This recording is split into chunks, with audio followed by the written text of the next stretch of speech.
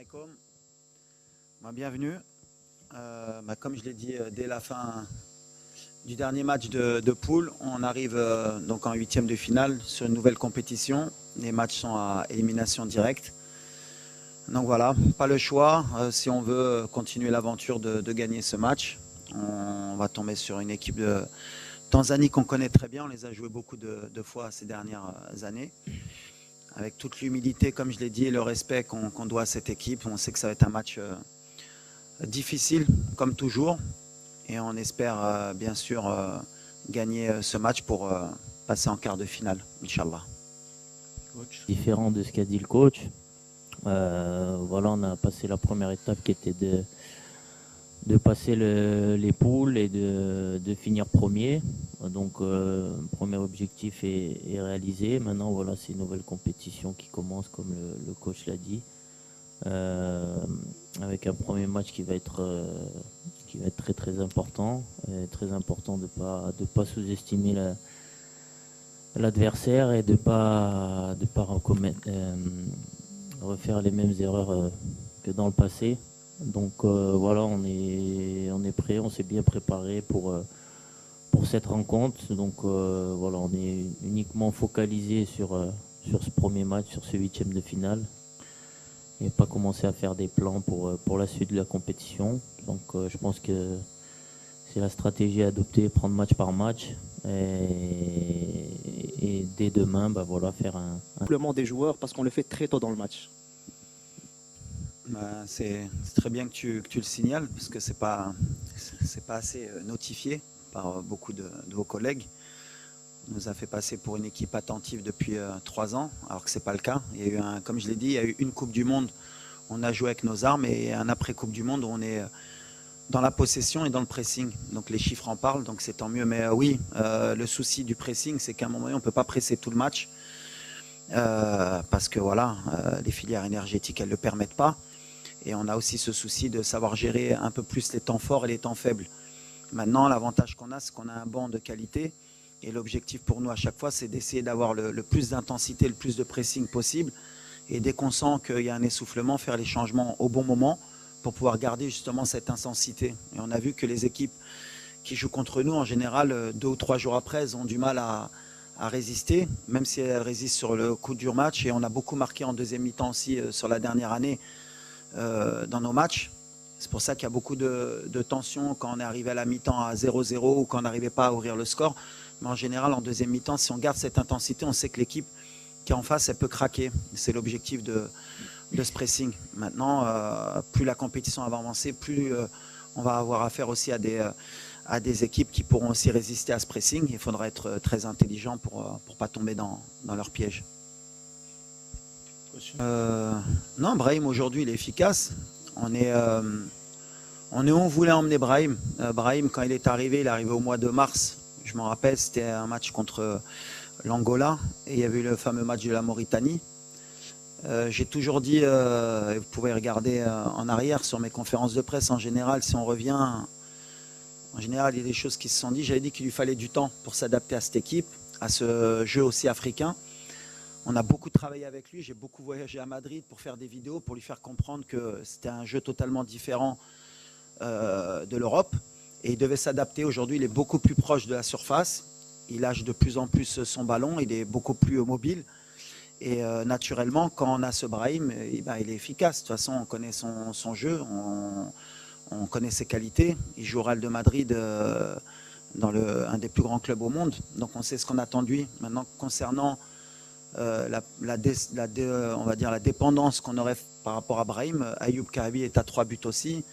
Et je l'ai toujours dit aussi précédemment, le danger peut venir de partout. Avant cette CAN, c'était Sebari qui était efficace. On a eu d'autres joueurs comme Rahimi qui ont été efficaces. On a eu Al-Khanous qui avait été efficace. Voilà. Ce qui m'intéresse, moi, c'est pas le nombre de buts que mettent mes joueurs, c'est que le danger vienne de partout. Maintenant, si Brahim il reste à ce niveau-là et qu'on peut être dépendant de lui et qu'il nous ramène la CAN, en tant qu'entraîneur, je serai le plus heureux des hommes. C'est ce qui m'importe, c'est surtout le collectif. Et Brahim, il rentre dans ce collectif et on aura besoin d'un Brahim efficace. Et quand il est efficace, c'est bénéfique pour l'équipe. Mon état de santé, ça va mieux, beaucoup mieux. J'ai beaucoup travaillé depuis que je me suis blessé dès le lendemain. Travailler physiquement, psychologiquement aussi, parce que une blessure qui arrive à ce moment de la compétition, c'était pas très très évident, mais il fallait rester positif déjà pour moi-même et pour le groupe aussi, parce que voilà, c'était important d'être présent pour l'équipe et d'avoir un rôle aussi à jouer dans le groupe en tant qu'ancien de cette équipe et toujours avoir les mots justes pour le groupe quand ça va un peu moins bien ou même quand ça va bien de pas trop s'enflammer. Donc aujourd'hui ça va mieux. Je commence à retrouver de bonnes sensations. Voilà, le plus important c'est de revenir pour moi à 100% pour pouvoir aider l'équipe si besoin. Mais voilà, aujourd'hui la priorité c'est le groupe et voilà, peu importe que je sois là ou pas, le plus important c'est que l'équipe performe.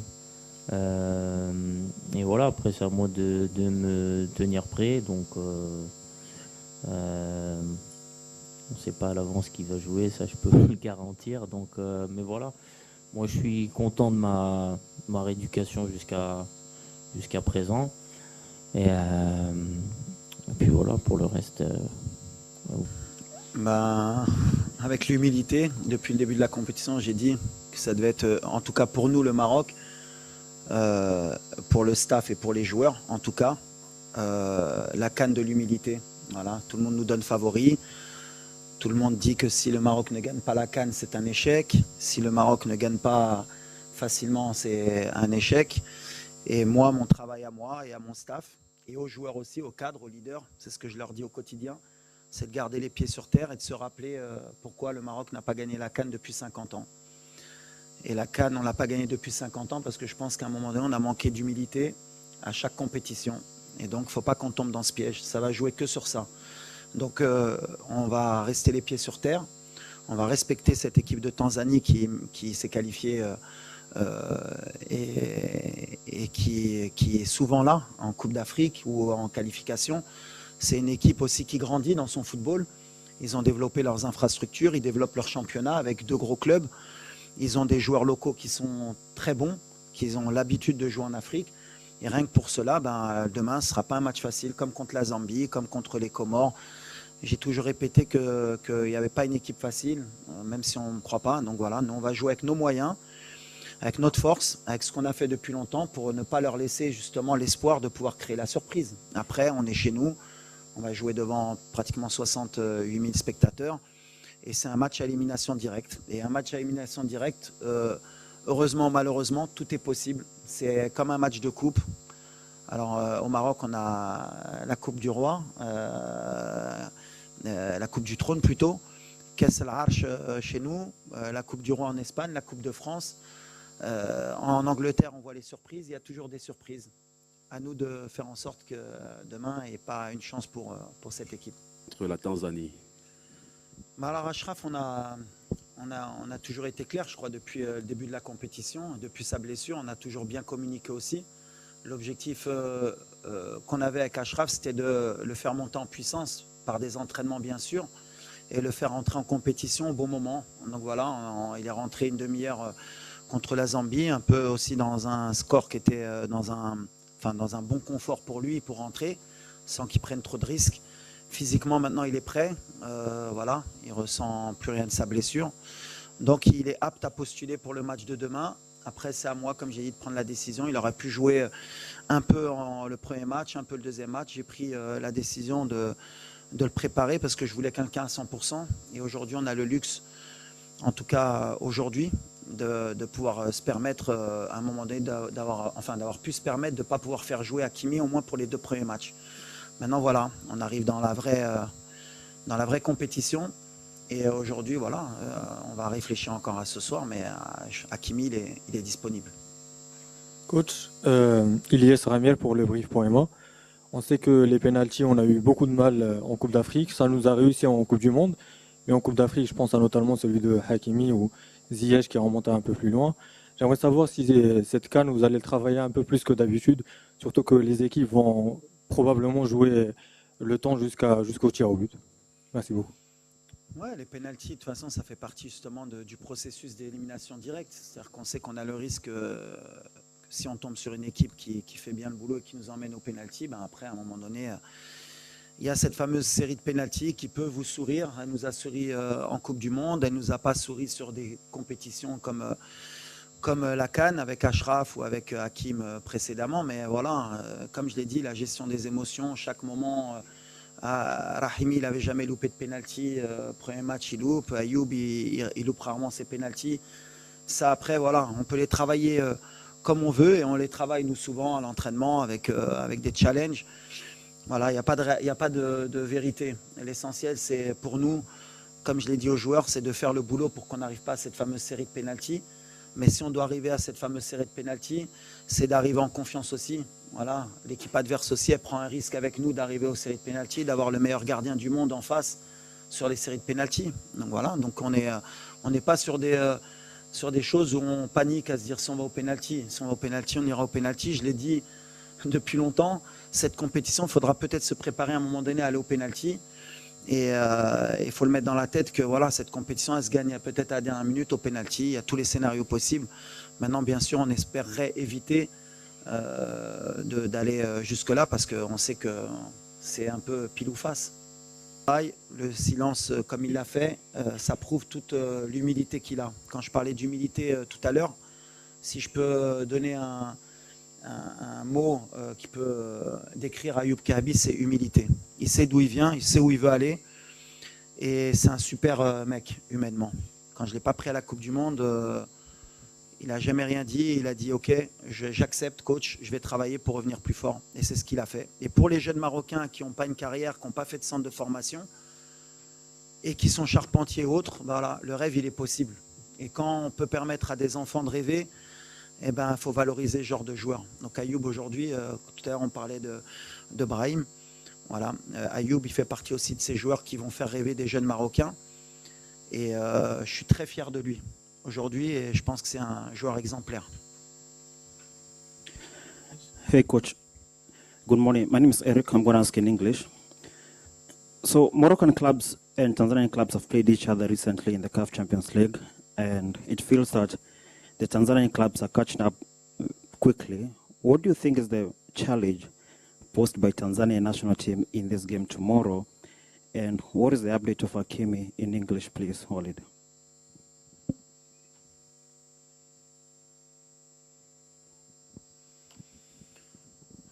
I don't know what can happen tomorrow, but we respect a lot this team. The club is the club. National team is different spirit, different challenge. And what I said before is to respect Tanzania. Every game we play against them is difficult game, tough game.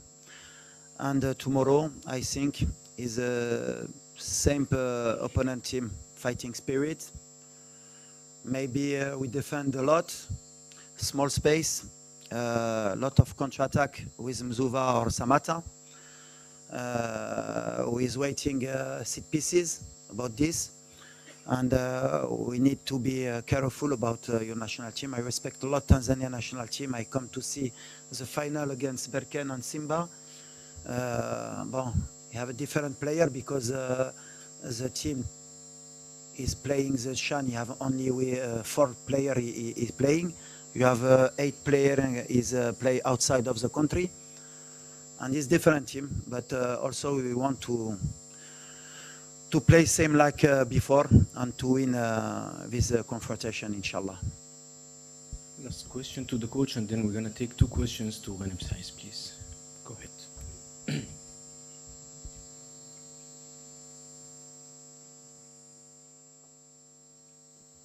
Bonjour coach, bonjour Saiz et bonjour tout le monde. Monsef Addi, Midi 1 TV. Nous avons remarqué plusieurs changements au niveau de la composition face à la Zambie. Y a-t-il des joueurs qui ont réussi leur mission et impressionné Walid dans la course à une place de titulaire? Merci. Oui, il y a eu quelques changements. Après, il y a des changements qu'on fait par rapport à l'adversaire, il y a des changements qu'on fait par rapport aussi aux animations offensives qu'on veut mettre en place. Quand on a Mazraoui à gauche, c'est pas comme quand on a Salah Din. L'opposition aussi, quand on est face à la Zambie ou face au Mali, c'est différent aussi par rapport à la puissance que peut dégager certaines équipes. On s'adapte, mais j'ai pas un 11 type réel. Bien sûr qu'il y a des cadres qui sont souvent là. Il y a des joueurs aussi sur qui je compte énormément et qui ont ma confiance depuis très longtemps et qui m'ont rarement déçu aussi. Mais voilà, aujourd'hui on a un effectif, en tout cas j'ai un effectif à disposition qui me permet de pouvoir faire des changements d'un match à l'autre. Il y en a qui gagnent des points, il y en a qui en perdent, il y en a qui peuvent revenir, il y en a qui peuvent ne pas revenir. C'est après la compétition aussi qui décide. Et aujourd'hui, voilà, on n'a plus le temps aussi de faire beaucoup d'essais ou de tenter des choses. On est sur nos certitudes, on est aussi sur beaucoup de résultats positifs depuis 1 an et demi. Donc voilà, on a eu beaucoup de scénarios avec des fois des Seybari à gauche, parce qu'à un moment donné, c'est vrai que la critique, elle est aussi bénéfique. Voilà. Dire que Seybari ne peut pas jouer à gauche, les derniers matchs, quand il avait joué à gauche, il avait marqué des buts. Je ne suis pas adepte de quand il y a un match qui se déroule pas bien au niveau du résultat pour dire que tout va mal. Si on avait suivi Brahim, à un moment donné, la question de Brahim, c'est pas un joueur de couloir, c'est un joueur qu'il faut positionner numéro 10. Quand il est numéro 10, aujourd'hui, c'est le meilleur joueur de la CAN. Et comme par hasard, il joue à droite. Mais comme par hasard, comme ça se passe bien pour lui, Brahim, aujourd'hui, c'est trop facile de pouvoir juger les choses comme ça. Moi, je vois plus le côté technico-tactique. Aujourd'hui, on a des armes. On peut jouer avec Abdé, on peut jouer avec Isma à gauche. On peut jouer même avec Talbi, on peut jouer avec Ben Seguir, qui des fois est au milieu, mais qui peut jouer à gauche. On peut jouer avec Mazraoui arrière-gauche, on peut jouer avec Salah Din. On peut jouer avec Massina, qui à un moment donné, quand il était venu, non mais c'est un arrière-gauche, je ne peux pas jouer défenseur central, mais aujourd'hui il est défenseur central et ça se passe bien. Voilà, on a des solutions. On peut jouer avec Targaline au milieu, comme avec Amrabat ou avec Elianaoui, mais chacun a ses qualités. Et par rapport à l'adversaire, il faut faire les bons choix. On peut jouer avec Bilal au milieu, comme on peut jouer avec Ounahi, on peut jouer avec Sebari, on peut jouer avec Ben Seguir. On peut jouer avec Akhomash. Pourquoi Akhomash il joue moins? On peut jouer avec. On a le choix aujourd'hui. J'ai bâti cette équipe avec le staff et aussi avec les joueurs pour qu'on ait justement le moins de surprises possible, qu'on puisse s'adapter. Mais sur le match de la Zambie, bien sûr que voilà, il y a eu des choses très positives. On a beaucoup plus de certitude sur le plan aussi offensif. Est-ce qu'on va continuer comme ça dans la compétition? On verra, mais en tout cas, voilà, moi je ne suis pas surpris d'Abdé. Par exemple, Abdé, pourquoi il n'a pas débuté? Parce que peut-être que sur les premiers matchs, on avait besoin peut-être de gagner d'abord des points et d'être plus solide pour monter dans la compétition. Mais Abdé, c'est une certitude depuis 3 ans avec moi, puisque je l'ai pris à la Coupe du Monde et il a été décrié. Aux Jeux Olympiques où c'était compliqué, il a quand même, on n'a pas lâché, parce qu'au mois de mars, je m'en rappelle, je l'avais renvoyé avec les Olympiques pour qu'il ait justement cette fameuse humilité de travailler pour revenir plus fort. Mais c'est quelqu'un sur qui j'ai pas mis un billet, c'est plus qu'un billet. Je sais que c'est un joueur de talent et qui est capable, qui va grandir encore, qui va être encore plus fort dans les années à venir. Mais voilà, qu'il fallait faire évoluer, tout comme Bilal, tout comme Ilyes, tout comme Talbi. On a des jeunes joueurs qui arrivent, tout comme Akhomash. Mais il faut les accompagner avec des anciens pour qu'ils comprennent ce que c'est que l'équipe nationale, l'importance que c'est que de jouer pour l'équipe nationale, et par rapport à leur talent aussi, parce que souvent quand on est jeune, on veut démontrer beaucoup de choses vis-à-vis du public, qu'ils comprennent que la priorité, c'est d'abord de jouer pour l'équipe nationale. Et après, dans leur qualité, de les démontrer, de les appliquer pour qu'ils puissent briller en équipe nationale. Mais aujourd'hui, moi j'ai le choix du roi, on va dire. J'ai un effectif, j'ai 28 joueurs aujourd'hui, puisque Romain est en train de revenir, Igamen est en train de revenir. Donc à l'arrivée, sur 28, j'en ai 11 à poser, donc il y en a 17. Si on retire les gardiens, ça fait 15 qui peuvent jouer. Et à chaque fois que je mets mon équipe, quand je regarde ceux qui sont sur le banc, je les appelle les changements de jeu, les playmakers qui peuvent changer l'équipe, je leur dis que les 11 qui sont là, ils pourraient très bien débuter. Mais c'est pas faux. Hein. Merci coach. Last two questions to the...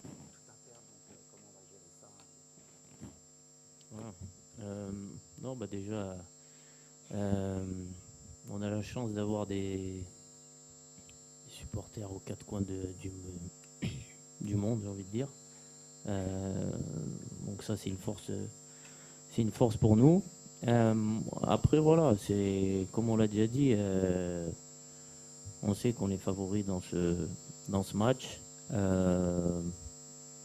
Mais comme l'a dit le coach, comme j'ai dit aussi, il faut qu'on aborde ce match avec beaucoup d'humilité, beaucoup d'envie. Et c'est pas de se focaliser sur l'adversaire, mais uniquement sur nous-mêmes et sur les ingrédients qu'on va mettre pendant ce match pour aller se qualifier en quart de finale. Donc je pense que aujourd'hui on a tous conscience de l'enjeu de cette CAN au Maroc. Et voilà, on a un objectif qui est clair et précis. Et demain, voilà, on a un prochain obstacle qui est la Tanzanie. Et on va tout faire pour franchir cet obstacle en proposant un beau jeu et en ayant la bonne attitude sur le terrain pour montrer les valeurs qui sont les nôtres et qui nous animent depuis un petit moment et depuis le début de la compétition, même si au début on était un peu critiqué. Mais voilà, on est en confiance pour ce match de demain. Et voilà, Inch'Allah, ça va bien se passer et puis on va passer en quart de finale. Last question to the player, please. To the player.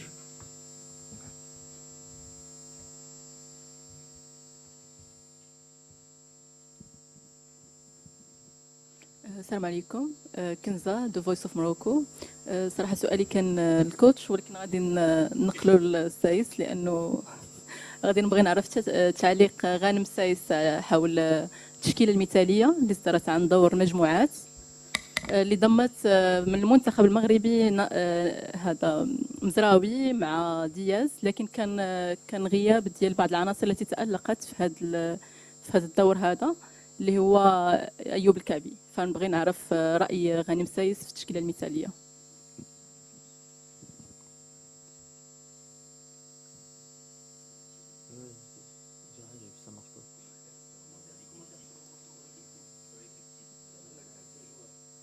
Sur l'équipe type de la CAF.